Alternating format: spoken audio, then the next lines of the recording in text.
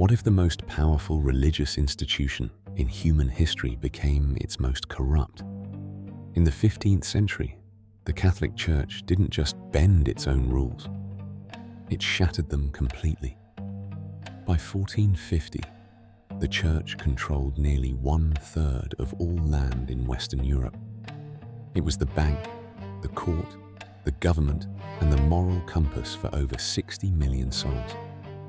That kind of power doesn't just attract the faithful, it attracts the ruthless.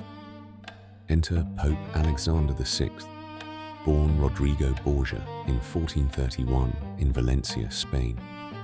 Before he ever wore the papal crown, Borgia had fathered at least 7 illegitimate children and accumulated enormous wealth through bribery and manipulation.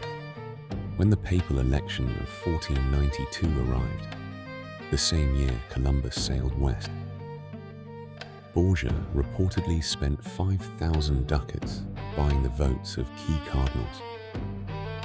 He didn't just win the papacy, he purchased it.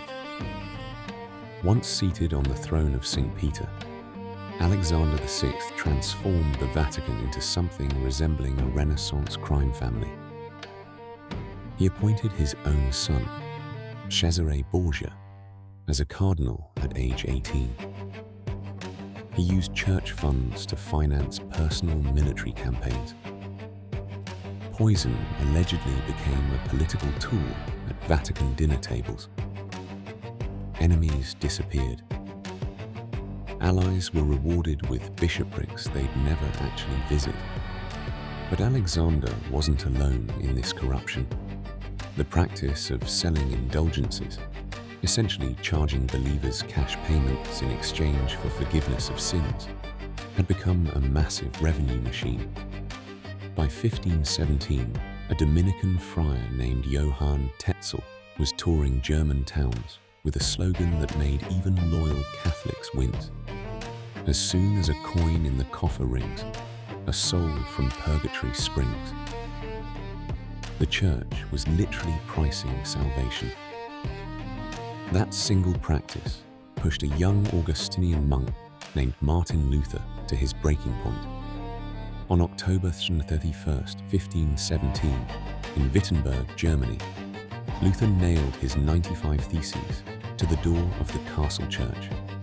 Within 2 weeks, printed copies had spread across all of Europe. Within a decade, Christianity itself had fractured permanently into Catholic and Protestant branches.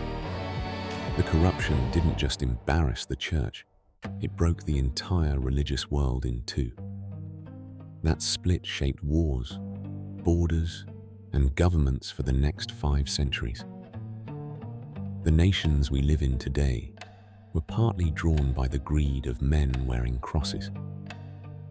Power without accountability never stays holy for long. That truth hasn't aged a single day. If you want more history that actually matters, subscribe, because there's so much more to uncover.